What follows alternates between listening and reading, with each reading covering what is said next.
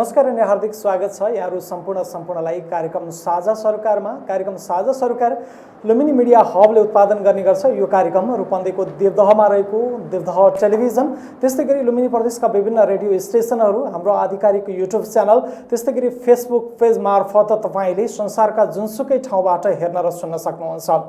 आज हामी फरक विषयमा यहाँहरुमाझ कार्यक्रम लिएर उपस्थित भएका छौं। जनप्रतिनिधिहरू आएको 4 वर्ष भएका छन्। 4 वर्ष हुँदै गर्दा विभिन्न जनताका कामहरू भएका छन्। विभिन्न जनताका कामहरूलाई जनप्रतिनिधिहरूले आफ्नै काम सम्झेर अगाडि बढाइरहनु भएको छ। तर केही विषयहरू चुनावको बेलामा प्रतिबद्धतामा जसरी आए सो अनुसार काम हुन नसकेका कुराहरू जनप्रतिनिधि आफैले स्वीकार गरिरहनु भएको छ।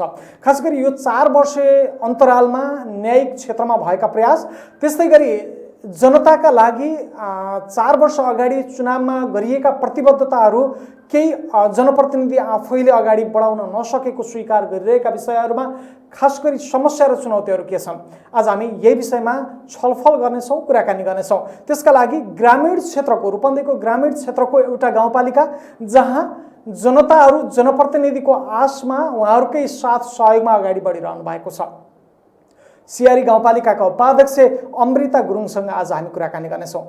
अमृता म्याडम, यहाँलाई कार्यक्रममा स्वागत छ। आराम हुनुहुन्छ? करिब 4.5 वर्ष, अब हामी यही भन्नुपर्छ, चुनाव पनि नजिकै छ। 4.5 वर्ष चाहिँ हामीले जनताका लागि काम गर्यौं भन्ने ती आवाजहरू चाहिँ आइरहे। साँच्चै जनताका कामहरू कति भए? जनताको कामहरू कति गर्यौं भनेर हामी आफैले उहाँहरूको रिएक्सन, उहाँहरूको सन्तुष्टिहरूबाट जुन उहाँले प्रत्यक्ष रूपमा आएर हामीलाई गाउँपालिकामा धन्यवाद दिनुहुन्छ, त्यो बेलामा हामीले प्राउड फिल गर्छौँ। र त्यही कुराहरूले नै हामीलाई लाग्छ हामीले साँच्चै नै गाउँपालिकामा जनताले चाहे अनुरूपको कामहरू गरेका छौँ। जनताले तपाईहरूले सही काम गर्नुभयो, साँच्चै चुनावमा प्रतिबद्धता जनाएअनुसार काम गर्नुभयो भनेर तपाईहरूलाई भन्नुभएको छ? भन्नुभएको छ। पछिल्लो आवरमा उहाँहरूले अलिकति गुनासोहरू पनि थिए र विपक्षीहरूले भन्ने त स्वाभाविकै होइन। त्यही पनि विपक्षी साथीहरू पनि अस्ति भर्खर अफिसमै आएर भन्दै गर्नुहुन्थ्यो, वास्तवमा अब मैले भन्दै गर्छु तपाईँले किन यति धेरै आलोचना गरिराख्नुहुन्छ, जबकि प्रत्यक्ष रूपमा सबै हाम्रा विकासका भौतिक पूर्वाधारहरूका कामहरू तपाईँले प्रत्यक्ष रूपमा देखिराख्नु भएको छ भन्दा यो त हाम्रो स्वभाव हो, हाम्रो गुण हो, जुन तपाईँहरूले हामीले प्रत्यक्ष रूपमा दोषहरू लगाउनुपर्छ त वास्तवमा काम त गर्नु भएको छ हजुरहरूले भनेर त्यसरी भन्नुहुन्छ। उहाँहरूबाट पनि तपाईँहरूले काम गर्नु भएको छ, तर चाहिँ विरोधका लागि विरोध त गर्नै पर्यो भन्ने खालका कुराहरू चाहिँ आउँछन्। त्यो चाहिँ भन्नुहुन्छ। यो 4 वर्षमा ठ्याक्कै सम्झना लायक 1, 2, 3 मा एकदमै छोटा तर ठुला खालका योजना जो जनतासँग जोडिएका छन्, त्यस्ता खालका ती कामहरू हामीले के गर्यौं त्यो सम्झनामा? प्रत्यक्ष रूपमा जोडेको त बाटै हो, त्यसपछि शिक्षा, त्यसपछि न्यायिक समिति हैन। मैले आफूले न्यायिक समितिमा काम राख्दै गर्दाखेरिका अनुभवहरू छन्। जुन जनताहरू थुप्रै जनताहरू अदालत धाउनु पर्ने र अदालत धाउँदाखेरि उहाँहरूको थुप्रै समय खर्चिने हैन, आर्थिक खर्चिने, समस्याहरू पर्ने त्यस्तो थियो। तर अहिले गाउँपालिकामा न्यायिक समिति स्थापित भएपछि लगभग गाउँपालिकाको न्याय समितिलाई दिएको अधिकारभित्र पर्ने केसहरू हामीले बाहिर जान दिनुपर्ने भएको छैन र उहाँलाई हामीले सन्तुष्ट गराएर पठाएका छौँ हैन। यो पनि एकदम सम्झिने लायकै छन्, किनभने विगतको वर्षमा हामी सबै गाउँपालिकाका न्यायिक समितिका संयोजकहरूको जिल्ला समन्वय समितिमा एउटा गोष्ठी भएको थियो। त्यतिखेर हामीले 2600 केसहरू सल्भ गरिसकेका रहेछौँ। त्यसमा हाम्रो त्यसमा हिसाब गर्दा त्यसको एमाउन्ट एकदम ठुलो निस्केको थियो, जुन त्यति 2600 जनताहरूले अदालतमा गएर खर्चिँदै हुनुहुन्थ्यो। त्यो आर्थिक रकम चाहिँ नि उहाँहरूको बच्यो र कहीँ न कहीँ न्यायिक समितिको काम गर्दा गर्दा आर्थिक भारलाई पनि हामीले न्यूनीकरण गर्दै रहेछौँ जस्तो हामीलाई गौरव महसुस भयो। त्यो बेलामा बाटोघाटोको कुराहरू त यहाँलाई हामीले यस्तो गरेछौँ भन्नै पर्दैन, प्रत्यक्ष यहाँहरूको उदाहरण छ हैन। कसैले दोष लाउने र कसैले गर्ने होइन, हामीले काम गरेर आफ्नो भाषाले भन्नुभन्दा पनि कामले हाम्रो कामलाई दर्शाउँछ, मैले त्यसरी भन्छु। भनेको हामीले चाहिँ सम्झन लायक चाहिँ काम गर्यौँ, थुप्रै कामहरू छ जनतासँग जो प्रत्यक्ष रूपमा चाहिँ जोडिएको थियो एकदम। र अहिले भौतिक पूर्वाधारको विषयमा विद्यालयहरूमा, स्वास्थ्य क्षेत्रमा, सामुदायिक भवनहरू यस्ता थुप्रै छन् जुन हामीले प्रत्येक वार्डमा स्थापित गरेका छौँ, सम्पन्न भइसकेका छन्, यहाँले देख्न सक्नुहुन्छ। र बाटाघाटाको कुरै नगरौँ, जति पनि भइसकेका छन् होइन, पटक पटक यही कुरा कति दोहोऱ्याइराख्नु। तर अहिले फेरि हामीले के गरेका छौँ, हाम्रा गाउँपालिकाका आम नागरिकहरूलाई मोतियाबिन्दको अपरेसन फ्री उहाँहरूलाई बच्चादेखि बुढा वृद्धावस्थासम्मका सबैलाई जसलाई मोतियाबिन्द हुन्छ उहाँलाई आर्थिक भार कम होस् भनेर हामीले त्यो फ्री गराएका छौँ। र गर्भवती महिलाहरूलाई फ्री गराएका छौँ। त्यसपछि स्वरोजगारका थुप्रै कामहरू गरेका छौँ होइन। कृषिमा त्यस्तै फड्को मारेको छ गाउँपालिकाले। र आर्थिक समृद्धिको लागि थुप्रै खाकाहरू कोरेका छौँ हामीले, जुन तपाईँहरूले हाम्रो गाउँपालिकामा आफै अनुगमन गरेर देख्न सक्नुहुन्छ। हजुर, भनेको सम्झना लायक कार्यक्रम चाहिँ हामीले सम्पन्न गरेका छौँ जनप्रतिनिधि भए पछाडि। अब अलिकति न्यायिक समितिको विषयमा मैले तपाईँसँग कुरा गरिन भने अन्याय हुन्छ है। अब जोडिसक्नु भएको छ। न्याय सम्पादन गर्दै गर्दा साँच्चीकै न्यायको अनुभूति सर्वसाधारणले गरेका छन्? एकदम सर्वसाधारण न्यायको विषयमा उहाँले जुन सन्तुष्टि अनुभूति गर्नुभएको छ। अस्ति भर्खरै एउटा गाउँको 20-25 जना मान्छेहरू आउनुभयो, जुन हामीलाई अबिर लगाइदिन्छु भन्दै, अध्यक्षजी र मलाई र हाम्रो कर्मचारी साथीहरूले भन्नुभयो कि त्यो अबिर लगाइदिनु भन्दा उहाँलाई बरु समर्थन गरेर तपाईँहरूले गुण फर्काउन सक्नुहुन्छ भनेर यसरी भन्नुभयो र हामीले पनि त्यही भन्यौँ। थुप्रै कामहरू यस्तो भए जसको 8-10 वर्षसम्म घर परिवार बिग्रिएको थियो, समन्वय हुन सकेको थिएन। त्यो परिवार मिलेर अहिले जायज जन्महरू भए होइन। कतिपय महिलाहरूलाई एउटा महिलाको दृष्टिकोणले हेरिन्थ्यो र उनीहरूको जग्गा जमिनको कारोबार हुँदाखेरि पनि उनीहरूको पैसा फिर्ता हुन्थेन, भएको थिएन। त्यस्ता महिलाहरूसँग भेट्न सक्नुहुन्छ जसलाई हामीले त्यो फिर्ता गरायौँ। रकमहरू 8-10 लाख रुपियाँ ठुलो एमाउन्टको पैसाहरू पनि त्यसै फिर्ता गरायौँ। तर कुनै झगडा नगरिकन, कुनै दबाब नदिकन उहाँहरूसँग समन्वय गरेर, उहाँसँग व्यवहारिक कुराहरू साटासाट गरेर र उहाँलाई सम्झाएर नै हामीले कुनै मनमा द्वेष क्लेश नराखिकन त्यसरी सम्झौताहरू गराइएका छन्। र थुप्रै यस्ता महिलाहरू छन् जसले न्यायिक क्षेत्रमा अदालत धाउनुभयो तर न्याय पाउनु भएन, गाउँपालिकामा आएर पाउनुभयो। यस्ता महिलाहरूलाई पनि भेट्न सक्नुहुन्छ। र यहाँहरू आफै हाम्रो गाउँपालिकाभित्र अवलोकन गरेर त्यस्ता महिलाहरूलाई भेटेर सियारी गाउँपालिकाको न्यायिक समितिले के कस्तो कामहरू गरेछ भनेर बुझ्न सक्नुहुन्छ, हाम्रो मुखले भन्दा पनि होइन। तर पनि कहीँ न कहीँ लाग्छ हामीले धेरै राम्रो काम न्यायिक समितिमा गरेका छौँ। तर पनि न्यायिक समितिमा काम गर्दा गर्दा अझ पनि केही कुरा खड्किन्छ भने हामीलाई संविधानले न्यायिक समितिमा एउटा मेलमिलापको पाटो त स्थापित गर्नुभयो र मेलमिलाप मात्रै गर है भन्ने सम्मको अधिकार दियो भन्ने खालको कुराहरु पनि छ। त्यो अधिकार दियो होइन, त्योभन्दा माथि अलि छैन। विशेष अधिकार प्राप्त गर्नु भएन। विशेष अधिकारमा हामीले यो चाहँदैनौँ कि अदालतकै फुलफिल अधिकार हामीलाई दिनुहोस्, यो पनि हाम्रो आकाङ्क्षा होइन। तर पनि जनतालाई केही हदसम्म हामीले अझ जति काम गरिराखेको छ त्योभन्दा पनि अझ राम्रो तरिकाले, अझ सुलभ तरिकाले उहाँहरूलाई सुविधाहरू पुर्याउँ कि उहाँहरू यो झगडाबाट वञ्चित हुनुहोस् र सामाजिक कलहहरूबाट वञ्चित हुनुहोस्, आर्थिक भारहरूबाट समस्या न, समयको बचत होस् र उहाँले आफ्नो जीवनलाई राम्रोसँग अगाडि बढाउन सकोस्। जस्तै एउटा इक्जाम्पल म यहाँलाई भन्न चाहन्छु, अहिले गाउँपालिकामा सबभन्दा 1 नम्बरमा समस्या छ भने जग्गा विवादको, साँध किल्लाको, जुन हामीले राम्रोसँग अझ पनि त्यसलाई तपाईको यो हो, तपाईको यो र यो यसरी गर्नुहोस् भनेर निर्णय गरेर दिन सक्ने अवस्था छैन। त्यो मेलमिलापको माध्यमबाट होस् अथवा चाहिँ आफूले अधिकार प्राप्त गरेर त्यसलाई प्रयोग गर्न सक्ने अवस्था चाहिँ छैन। त्यो हामीले गराउने अवस्था छैन, किनभने हामीसँग त्यो अधिकार छैन। अहिलेसम्म गाउँपालिकाहरूमा स्थानीय तहमा मालपोत कार्यालयहरू स्थापित भएका छैनन्।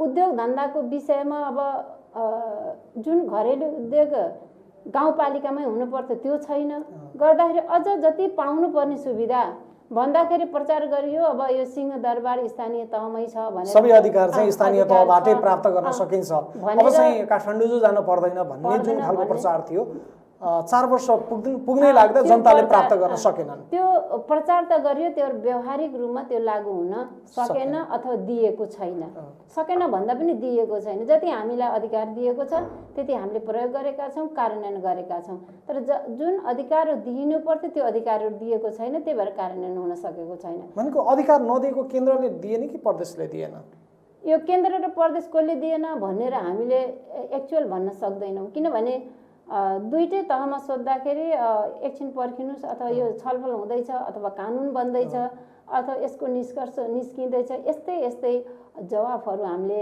ती जिम्मेवार निकायहरूमा पाउने गर्छौं जुन हामी पनि कहिलेकाहीँ अल्मलिनु पर्ने हुन्छ त्यसकारण अत्यन्तै जरुरी अहिलेको ठुलो चरम समस्या भनेकै जग्गा विवाद छ हाम्रो गाउँपालिकामा र अरू ठाउँमा पनि मैले देख्छु त्यो यस्तै छन् त्यही भएर तुरन्त यो मालपोत कार्यालयहरू स्थानीय निकायहरूमा स्थापित भयो भने बल्ल जनतालाई राम्रो सुविधाहरू प्राप्त जनताले खोजेको पनि त्यही हो तपाईको स्थानीय तहबाट यो मालपोत सम्बन्धी सबै व्यवस्थापन हुन सक्ने हो भने बल्ल साँच्चै अब केन्द्रमै जानु पर्दैन अथवा अलि टाढा पुग्नु पर्दैन हैन आफ्नो समस्या आफैले निराकरण गर्न सक्छौं भन्ने पनि हो फेरि पनि अझ म हाम्रो टेलिभिजन मार्फत अझै एउटा क्वेशन गर्न चाहन्छु कि हाम्रो जुन हिजो सरकारले स्थानीय तहमा नै सिंहदरबार छ भन्दै गर्दा नागरिकता बनाउन हामी सिडिओ अफिस जानुपर्ने हैन त्यही पनि त्यही पनि अझ महिलाहरूको नागरिकता महिलाहरूबाट जन्मेको बच्चाहरूको नागरिकता बनाउन सिडिओ अफिसमा जाँदा पनि नबन्ने हैन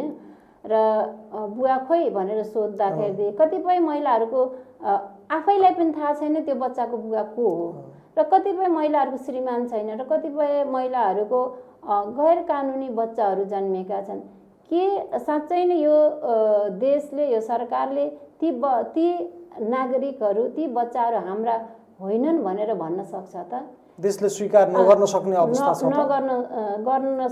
स्वीकार नगर्ने अवस्था छ त छ भने उनीहरूले त्यो अनुसारको के हो त्यसको प्रावधान त्यो अपनाइनु पर्यो होइन भने त उनीहरू हाम्रै घर आँगनमा जन्मेका बच्चाहरू जुन उनीहरूले नागरिकता प्राप्त गर्ने पूर्ण अधिकार छ र हाम्रो संविधानमा पनि आमाबाट नागरिकता बन्ने महिलाबाट नागरिकता बन्ने अधिकार लेखियो व्यवहारमा लागू भएन यो कुरा तुरुन्त लागू हुन पर्छ भन्ने मलाई लाग्छ स्थानीय सरकारले खास गरी यी कुराहरुमा चाहिँ एकदमै नजिकबाट हेर्दै गर्दाखेरि एकदमै दुःख लाग्ने विषय हो नि काठमाडौँमा बसेर अथवा प्रदेशमा बसेर नेताहरूले जुन कानुन बनाउँदै हुनुहुन्छ के साँच्चै कि उहाँहरूले स्थानीय तहको घर आँगनमा त्यस्ता समस्याहरूबाट पीडित भएका आम नागरिकहरूको पीडालाई बुझ्न सक्नु भएको छ त वास्तवमा बुझ्न सक्नु भएको भए त यो कानुनहरूलाई कार्यान्वयन आउन पर्थ्यो कतिपय बच्चाहरू डिग्री पढ्ने अवस्था पीएचडी गर्ने अवस्था छ ब्याचलर पढ्ने अवस्था नागरिकता नभएको आधारमा उनीहरूको शिक्षाबाट वञ्चित हुँदैछन्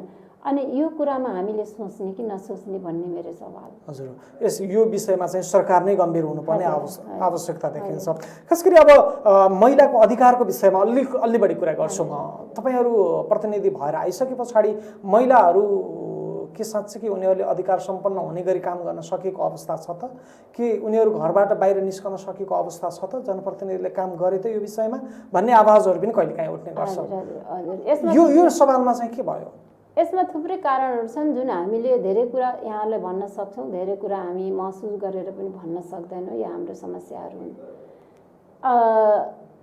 एउटा कारण छ जुन महिलाहरू धेरै कुरामा संवैधानिक अधिकार प्राप्त गरे पनि त्यो अधिकारलाई आफ्नो टेबलबाट गर्न सकिरहेको अवस्था छैन र यसको यो समस्या नै छ मलाई लाग्छ यो स्थानीय तहहरुमा किनभने धेरै महिलाहरू आफै क्यापेबल हुनुहुन्न र धेरै सामाजिक समस्याहरू छन् धेरै संस्कारका समस्याहरू छन् जुन हिजोको मानसिकताले एउटा महिला यो महिलाले के गर्न सक्छ भन्ने धारणाहरू छ ती धारणाहरुकोले च्यापिएको कारणले पनि एउटा योग्य महिलाले पनि आफूले त्यो कामहरू गर्न सक्नुहुन्न अथवा पाउनुहुन्न जुन यो समस्याहरू छ सामाजिक रूपमा हैन त्यही भएर आम नागरिकको त कुरै छोडिदिनुहोस्, अलिकति यो सामाजिक रूपमा मानसिकता माथि उठेर आफ्नो हक र अधिकार यो हो र हामीले यो गर्नुपर्छ भनेर भन्न सक्ने महिलाहरूलाई पनि यो समस्या छ भनेपछि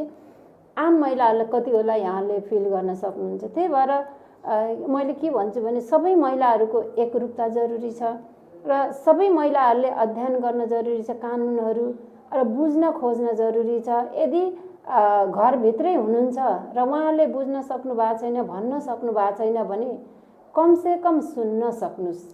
र हामीसँग अहिले प्राविधिकहरू, नयाँ प्राविधिकहरू छन् जुन हामी घरबाटै आफ्नो बिस्ताराबाटै आफ्नो टेबलबाटै सुन्न र बुझ्न सक्छौँ।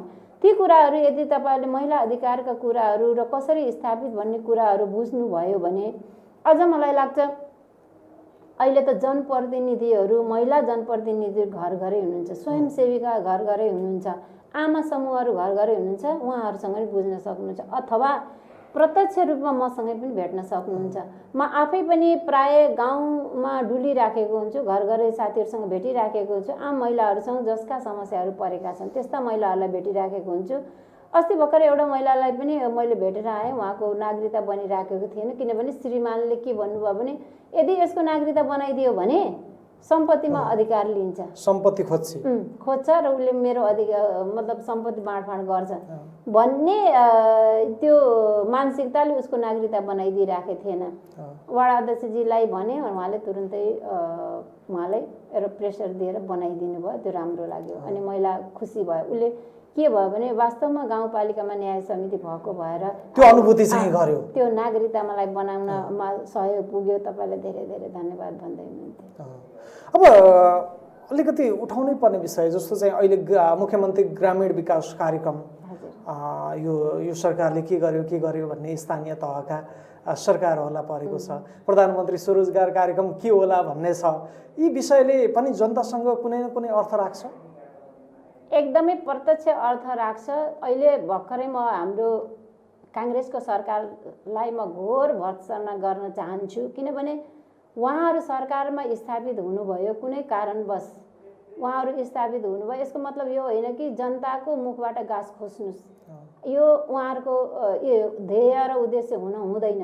हिजो हामी जनताकै लागि काम गर्ने भनेर गएको हो नि त। सरकार के का लागि? जनताको लागि हो भने जनताको काम गर्नुहोस्, जनताको अधिकार किन विस्थापित गर्दै हुनुहुन्छ भन्ने मेरो सवाल हो। हिजो मुख्यमन्त्री ग्रामीण स्वरोजगार कार्यक्रम हामीले लन्च गऱ्यौँ। धेरै गाउँपालिकाभित्र जसको घर छैन, घरविहीन, नेकपा एमालेको केपी जुन प्रधानमन्त्री केपी शर्मा ओली हुनुहुन्थ्यो, उहाँहरू हुँदाखेरि कुनै पनि जनताको घरविहीन नहुन् जनताहरू भनेर टिनकै भए पनि उहाँलाई घर बनाइदिउँ भनेर एउटा देशव्यापी अभियान लैरहेको अवस्थामा हामीले जनताहरूलाई घर बनाइदिँदै थियौँ। उहाँलाई एकदम जसको केही छैन उहाँलाई घर बनाइदिँदै थियौँ र प्रत्येक घर जसको घर बनाइदिँदै थियौँ उहाँलाई 30-30 हजार रुपियाँ हामीले दियौँ। त्यो मुख्यमन्त्री ग्रामीण यो रोजगार प्रधानमन्त्री स्वरोजगार कार्यक्रम गरिबी निवारणका लागि प्रधानमन्त्री कार्यक्रम अन्तर्गत र 30 हजार जब दिइसक्यो उहाँले आधा घर बनाइसक्नु भयो। अब आधा माथि छाउने बेलामा 20 हजार रुपियाँ रुक्यो उहाँहरूको। अब कसले जवाब दिने? नेपाली काङ्ग्रेसले जब आफ्नो सरकार स्थापित गर्दा गर्दै जनताको छानै उजाड्नको लागि सरकार स्थापित भएको भने हाम्रो जनताहरू जाग्न जरुरी छ। त जनताको अधिकारबाट विस्थापित गर्नको लागि यो सरकार आएको हो भने तपाईँको घर उजाडिँदैछ, तपाईँको बन्दाको घरहरू रुक्दैछन्। हाम्रा जनताहरूले स्वरोजगार पाउँदै थिए, उनीहरूले मजदुरी गर्ने एउटा अधिकार प्राप्त गर्दै थिए र गाउँमा विद्यालयहरू बनाउँदाखेरि, बाटो बनाउँदाखेरि, खानेपानी योजनाहरू बनाउँदाखेरि उहाँहरू स्थापित भएर काम गर्दै हुनुहुन्थ्यो। आज प्रधानमन्त्री स्वरोजगार कार्यक्रम कटौती हुँदाखेरि मुख्यमन्त्री ग्रामीण विकास योजनाहरू कटौती हुँदाखेरि जनताको मुखबाट गाँस खोसिए जस्तो हामीले महसुस गरेका छौँ। त्यसकारण के छ अवस्था भन्ने स्थानीय सरकारलाई थाहा छ। त्यसको प्रभाव चाहिँ राम्रो थियो, अहिलेको सरकारले चाहिँ त्यसलाई निरन्तरता दिनुपर्ने थियो, त्यो चाहिँ काटियो। यदि साँच्चै सरकार के अरे काङ्ग्रेसहरू सत्तामा स्थापित भइसकेपछि वास्तवमा जनताको काम गर्नको लागि नै उहाँहरू आउनु भएको हो भने किन जनताहरूको के अरे भूमि प्राप्त गर्ने अधिकारबाट वञ्चित गरेर सुकुम्बासी आय खारिज गर्नुभयो? त्यसको जवाब दिन पर्छ उहाँहरूले। र ग्रामीण विकास योजनाहरू किन खारिज गर्नुभयो? त्यसको जवाब दिन पर्छ उहाँहरूले। साथै यो के अरे प्रधानमन्त्री स्वरोजगार कार्यक्रम किन खारिज गर्नुभयो? किन स्थापित गर्दै हुनुहुन्न? त्यसको जवाब दिनुपर्छ उहाँहरूले। र सबै जनताहरूलाई म यहाँबाट आह्वान गर्न चाहन्छु, तपाईँहरूको अधिकार विस्थापित हुँदाहुँदै तपाईँहरूले आफ्नो अधिकार खोज्ने कहाँ हो भन्नेसम्म पनि बोल्नुहुन्न भने तपाईँहरू कहिलेसम्म पिल्सिएर बस्नुहुन्छ? म जनताहरूलाई पनि सवाल गर्न चाहन्छु। जनताले पनि आवाज उठाउनु पर्ने थियो, आवाज उठेन भन्ने पनि तपाईँहरूको कुरा हो। मेरो गुनासो, मेरो अफसोस हो। हिजो हाम्रो साथीहरू सडकमा झन्डा नारा जुलुस गर्दै हिँड्नुहुन्थ्यो। के का लागि हिँड्नुहुन्थ्यो? आफ्नो अधिकारको लागि हिँड्नुहुन्थ्यो भने खै त अहिले तपाईँहरूले अधिकार पाउँदै गर्दा तपाईँले गरेको आन्दोलनबाट प्राप्त गरेको अधिकारहरूलाई कसैले विस्थापित गर्दैछ, काङ्ग्रेसले विस्थापित गर्दैछ भने तपाईँहरू किन बोल्न सक्नुहुन्न? किन आफ्नो आवाजहरू उठाउन सक्नुहुन्न? मेरो यहाँनिर उहाँहरूलाई जनताले फेरि के भन्नुहुन्छ भन्दाखेरि हामीले चुनाव दिएर चाहिँ पठायौँ, जो पक्ष भए पनि सरकार पक्ष भए पनि विपक्ष भए पनि सरकारले गरेका जनता विरोधी कदमहरूलाई चाहिँ प्रतिपक्षको हैसियतले चाहिँ विरोध गर्नुपर्छ भनेर चाहिँ उहाँले भन्नुहुन्छ। अब त्यो त अब यति बेला एमालेको काँधमा चाहिँ आइपुगेको छ प्रतिपक्ष बनेर संसदमा पुग्दै गर्दा। एमालेको भूमिका पनि त हो। अब एमाले आफ्नो तरिकाले बेजोड भूमिका निर्वाह गरेको छ, गर्दैछ, गर्छ पनि। यसमा कुनै समस्या छैन, किनभने हामी एमालेबाटै स्थापित भएको जनप्रतिनिधि हो र एमाले के गर्न सक्छ भन्ने पनि हामीलाई थाहा छ। त्यसकारण जनताहरू हाम्रो एमाले सरकारबाट जति पनि महसुस गर्दै हुनुहुन्थ्यो आफ्नो अधिकारहरू, आज उहाँले महसुस गर्दै हुनुहुन्छ कि नै त्यसबाट पनि उहाँले बुझ्न सक्नुहुन्छ। वृद्ध भत्ताहरू कटाइएको छ अरे भन्ने पनि मैले सुनेको छु। के यही हो एउटा वृद्ध हुनुभएको पितृ हुनुको बुवा आमाहरूको गाँस खोसेर आफू सत्तामा बसेर रमाउन उहाँलाई यति मन लागिराखेको छ भनेर मैले उहाँलाई सोध्न चाहन्छु। त्यसकारण नेकपा एमाले प्रतिपक्षमा रहेर यी सबै विषयमा लड्छ। हाम्रा नेकपा एमालेका समर्थक साथीहरू, नेकपा एमालेका कार्यकर्ताहरू, जनप्रतिनिधिहरू, हामी किमार्थ पनि पछि हट्ने छैन। अब उहाँहरूले के भन्नुहुन्छ भन्दाखेरि अब अघिल्लो पटक अध्यादेश मार्फत आएको बजेटलाई हामीले स्वीकार गर्न सक्दैनौँ। नयाँ हिसाबले चाहिँ हामीले बजेट ल्याएका छौँ, त्यसमा धेरै कुराहरू चाहिँ परेका छन्, यी कुराहरू तपाईँले भनेका कुराहरू पनि परेका छन् भनेर चाहिँ अहिलेको गठबन्धन सरकारले चाहिँ भन्ने गर्छ। यसलाई स्वीकार गर्ने कि नगर्ने? उसो भए तपाईँले कोठे बजेट ल्याएर तपाईँलाई मात्रै के अरे तपाईँको परिस्थिति र परिवेश मिल्ने मात्रै बजेट भएर हामीले त्यसलाई किमार्थ राम्रो भन्न सक्दैनौँ। प्रदेशको हकमा चाहिँ एमाले सहभागी नै भएन, केन्द्रको हकमा चाहिँ अब विभिन्न तरिकाले भनेको एमाले अवरोध गर्दा गर्दै त्यसलाई चाहिँ पारित गरियो, त्यसलाई स्वीकार गर्न सकिँदैन। हिजो सर्वपक्षीय बजेटहरू हुँदाखेरि उहाँहरूले विभिन्न गैर कानुनी हो भनेर घोषणा गर्दै गर्दा हामीलाई बाधा अवरोध गर्दै गर्दा अहिले उहाँहरूले कोठे योजना ल्याउँदाखेरि, कोठे बजेट पास गर्दाखेरि त्यसलाई हामीले के संज्ञा दिने भन्ने कुरा पनि हुनसक्छ र यो कुरा हामी सबै जनताले बुझ्नुपर्ने पनि हो। किनभने हाम्रो जनताको निड के हो, होइन, आवश्यकता के हो, त्यो कुरा महसुस नगरिकन काठमाडौँको त्यो चिसो हावा खाएर तपाईँहरू एसीभित्र बसेर जनताको शीर्षक र बजेट छुट्याएर के जनताले महसुस गर्न सक्छ भन्ने कुरा हाम्रो र यसमा हाम्रो घोर आपत्ति छ। अब यो सुकुम्बासी समस्या समाधान आयोग यसको विषयमा पनि अलिकति कुरा गर्नुपर्ने अवस्था चाहिँ छ। अघिल्लो पटक करिब पहिलो चरणको 90% काम सकियो भनेर चाहिँ भन्ने गर्थे स्थानीय तहहरूले पनि, होइन, त्यो अवस्था चाहिँ भएको थियो। अहिले चाहिँ समितिविहीन छ आयोग, होइन। यो अवस्थामा अथवा चाहिँ समिति गठनको प्रक्रियामा चाहिँ होला अथवा के प्रक्रिया कहाँनिर पुगेको छ त्यसलाई यसो बुझ्नुपर्ने छ। यो अवस्थामा चाहिँ के साँच्चैकै स्थानीय तहले जो चाहिँ घरबारविहीन अथवा चाहिँ आफ्नो जग्गा आफ्नै नाममा बनाउने अभियानमा नागरिक थिए, स्थानीय सरकार चाहिँ मुख दर्शक नै बन्नुपर्ने अवस्था हो? हामी मुख दर्शक बन्न सक्दैनौँ। हामीले ठिक ठाउँमा ठिक बेलामा उचित तरिकाले उहाँहरूसँग बेजोड तरिकाले प्रश्न गर्छौँ, आन्दोलन गर्न परे आन्दोलन गर्छौँ, होइन, उहाँसँग ती अधिकारहरू स्थापित गर्न के गर्नुपर्छ भन्ने भूमिका हामीले निर्वाह गर्छौँ। तर पनि उहाँहरू सरकारमा बसिसकेपछि उहाँहरूले यो गर्न हुँदैन थियो र बाहिर हल्ला गर्नुहुन्छ ल हामीले सुकुम्बासी आयोग विघटन गरे पनि गठन गर्दैछौँ भन्ने ती कुराहरू चाहिँ आएका छन्। भ्रमपूर्वक म्यासेजहरू उहाँले दिनुहुन्छ। तर आफ्नै केन्द्रीय सरकार आफ्नै के अरे सरकारको सङ्गठन या मन्त्रीमण्डल नै आफूले अझसम्म विस्तार गर्न नसक्ने सरकारले जनतालाई के प्रत्याभूति दिन सक्छ? शरम लाग्दैन उहाँलाई? भनेको तपाईँको चाहिँ यो सुकुम्बासी समस्या समाधान आयोग गठन भएर यो सरकारले तपाईँको जनताको नाममा भूमि दिन सक्दैन तपाईँहरूको विश्वास? सक्दैन, उहाँहरूले सक्नुहुन्न। किन सक्नुहुन्न भने हिजो हामीले सबै जनताहरूलाई घर घरमै गएर उहाँहरूको लाल पूर्जा दिनलाई अब 1-1.5 महिना बाँकी थियो। हामीले के गल्ती गर्नु त्यो त स्पष्ट हामीले प्रमाणीकरण चाहियो। हामीले के उहाँहरूको हिसाबले मैले भनिदिउँ, तपाईँको चाहिँ नेकपा एमालेका कार्यकर्ताहरू केन्द्रदेखि जिल्लासम्म नै यो आयोगमा चाहिँ रहनुभयो। त्यो रहँदै गर्दा अब नेकपा एमालेका ती कार्यकर्ताहरूलाई त्यो ठाउँ चाहिँ दिनु हुँदैन मैले बुझेको भन्ने चाहिँ उहाँलाई लागेको हुनुपर्छ। उहाँहरूको स्वभावै त्यस्तै छ। किनभने यो जनता हामीसँग पनि कहिले डेलिगेसन आउनुहुन्छ के गर्नुहुन्छ उहाँले के भन्नुहुन्छ भने तपाईँहरूको मान्छेले यस्तो गर्यो हाम्रो मान्छेलाई यस्तो किन गर्नु भएन? तर यो उहाँको मान्छेलाई त्यस्तै गर्नु पर्थ्यो नि त। अहिले यो हामीले यो भन्न सक्दैनौँ। हामी स्थापित भइसकेपछि उहाँको मान्छे को हो र हाम्रो मान्छे को हो हामीलाई थाहा छैन। हामीले न्यायसङ्गत काम गर्ने हो। हाम्रो टेबलमा आइपुग्ने जनताहरू, हाम्रो गाउँपालिकामा आइपुग्ने जनताहरू, हामीले भेट्ने जनताहरू, हामीसँग आफ्नो समस्या राख्ने जनताहरू, सबै जनताहरू हाम्रा हुन्। हामीले कहिले पनि यो छुट्याउँदैनौँ। यो काङ्ग्रेसको, यो राप्रपाको, यो एमालेको जनता भनेको सबैको साझा सम्पत्ति हो, साझा परिवार हो।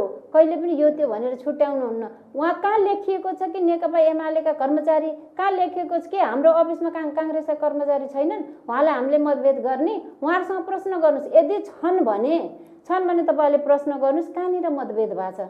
अनि यति राम्रो संरचना तयार भइसकेर काम गरिसकेको अवस्थामा अब ढोकामा चाबी मात्रै खोल्ने भन्दाखेरि ल्याएर ड्याङ्ग घनले ठोकिदिने हो? यस्तो पनि गर्न मिल्छ?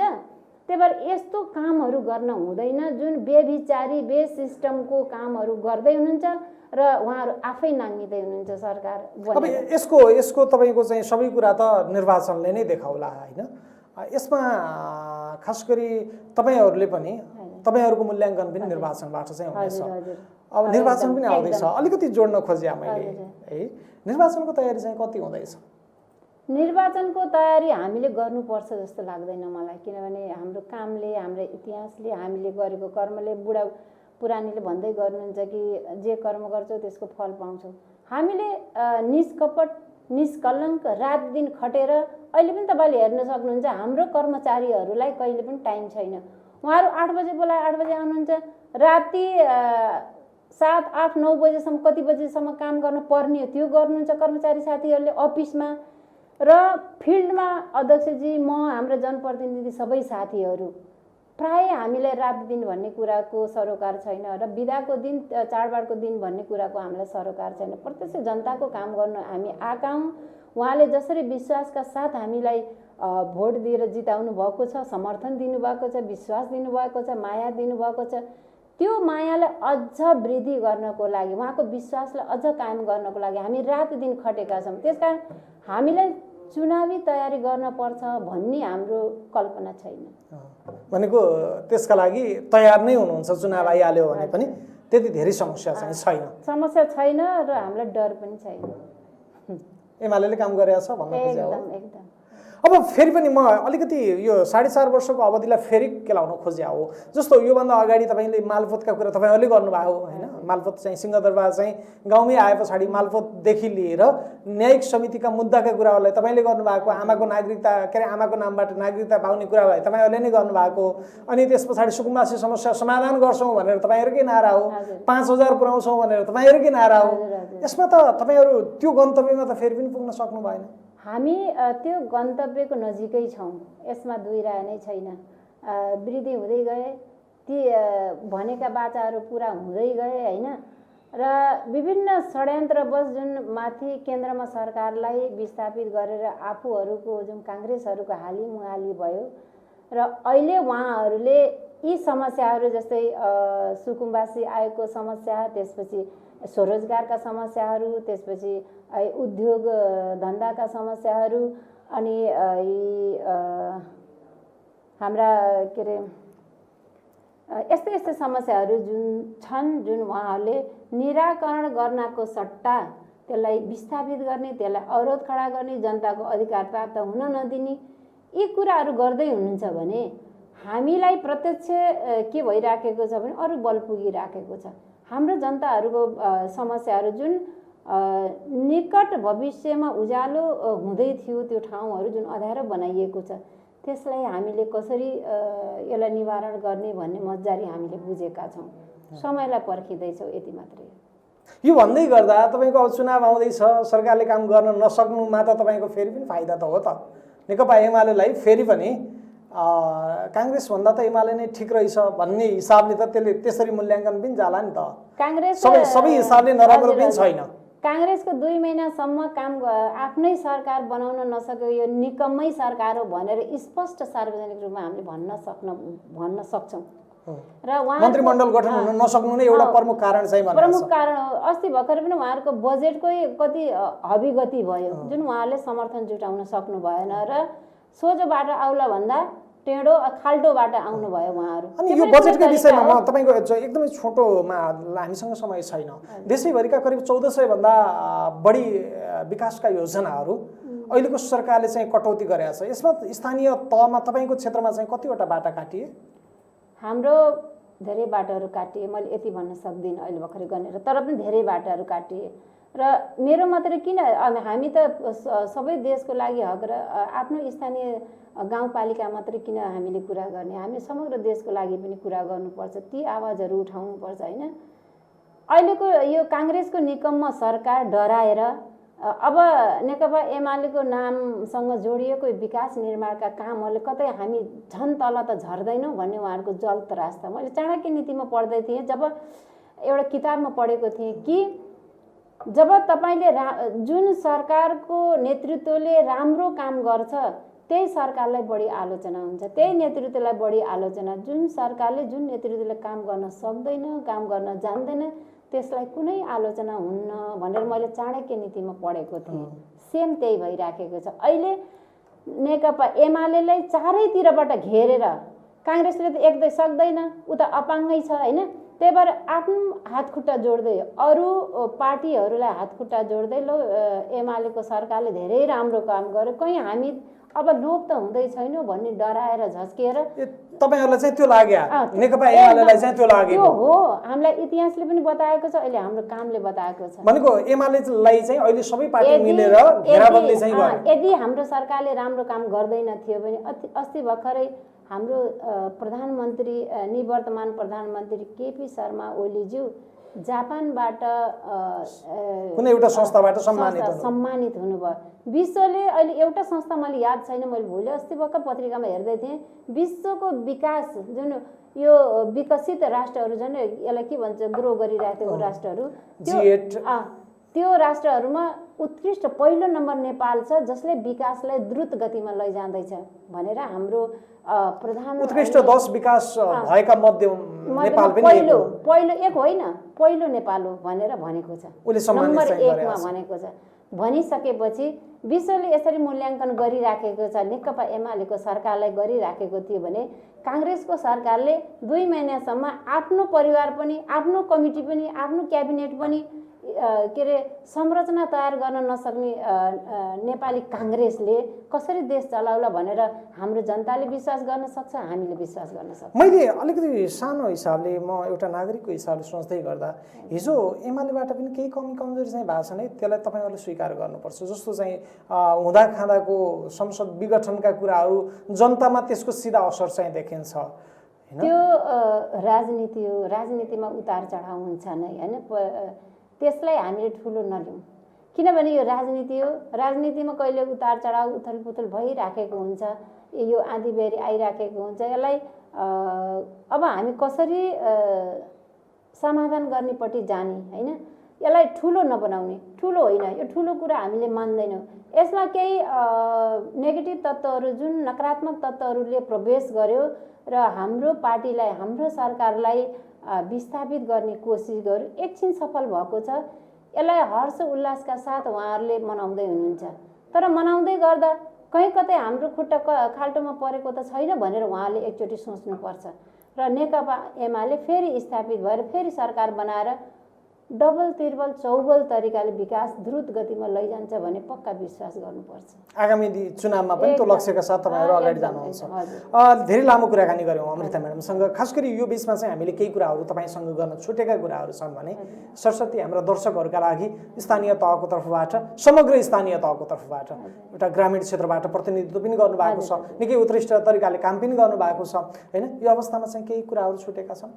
म आदरणीय साथीहरूले के भन्न चाहन्छु, अहिले त लगभग न्याय समितिबाट न्याय सम्पादनका कुराहरूदेखि लिएर समसामयिक परिस्थितिमा जे परे ती कुराहरू भोगाइका कुराहरू हामीले प्रस्तुत गऱ्यौँ वा वार्तालाप गऱ्यौँ। तर पनि अझ सबभन्दा ठुलो समस्या चुरो कुरा कहाँनिर छुटेको छ भने तपाईँ हामीले हेर्ने दृष्टिकोण छुटेको छ, जुन अत्यन्तै चनाखो अत्यन्तै झिनो मसिनाका साथ हेर्न पर्छ।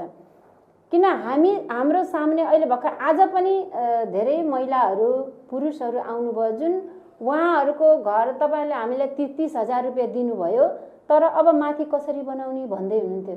मैले भने नेपाली काङ्ग्रेसको सरकारले ती सबै अधिकारहरू तपाईँले पाउने पैसाहरू सबै खारिज गरिदियो, हामीले कसरी दिने होइन।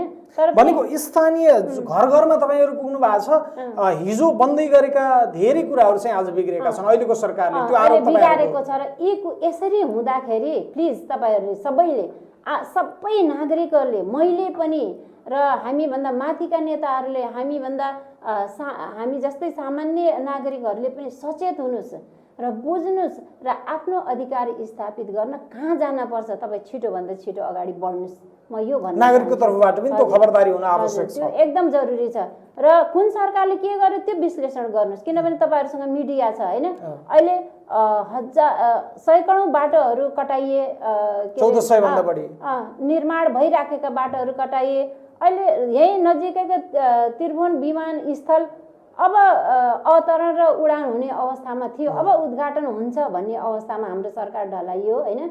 अहिलेसम्म किन उडानहरूलाई स्थापित गर्न सक्नु भएको छैन, किन इन्टरनेसनल सम्झौताहरूलाई स्थापित गर्न सक्नु भएको छैन, किन हाम्रा र राष्ट्रिय अन्तर्राष्ट्रिय विमानहरू त्यो ठाउँमा अवतरण हुन सकेको छैन, जबकि नेकपा एमालेको सरकारले त्यसलाई राम्रोसँग बनाएर निर्माण सम्पन्न गरेर तपाईँहरूको हातमा सुम्पिएको छ। तपाईँले पकाएर दिएको खानेकुरा पनि खान जान्नुहुन्न भने कति अयोग्य यो सरकार हो। त्यसकारण हाम्रो जनताहरूलाई मैले के भन्न चाहन्छु भने तपाईँहरू जबसम्म जाग्नुहुन्न तबसम्म यस्तै हुन्छ।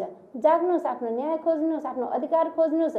तपाईँहरूलाई हामीले कहाँ सहयोग गर्नुपर्छ अथवा यो हाम्रो अधिकार गुम्दैछ है, तपाईँहरू सचेत हुनुहोस् भन्ने मैले अनुरोध गर्न चाहन्छु। हुन्छ, निकै महत्त्वपूर्ण विषयमा हामीले अमृता म्याडमसँग कुराकानी गऱ्यौँ। खास गरी स्थानीय सरकारले जनतासँगसम्म कसरी काम गरेको छ यो विषय आजको कार्यक्रमको प्रमुख विषय रहेको थियो। यहाँलाई धेरै धेरै धन्यवाद छ निकै महत्त्वपूर्ण समयका लागि, धेरै धेरै धन्यवाद। आज हामीले सियारी गाउँपालिकाका उपाध्यक्ष अमृता गुरुङ जो न्यायिक समितिका संयोजक समेत हुनुहुन्छ, खास गरी स्थानीय तहमा जनताका कामहरू जनप्रतिनिधिहरूले साँच्चै गरेका छन्, जनताका घर घरसम्म जनप्रतिनिधिहरू पुगेका छन्।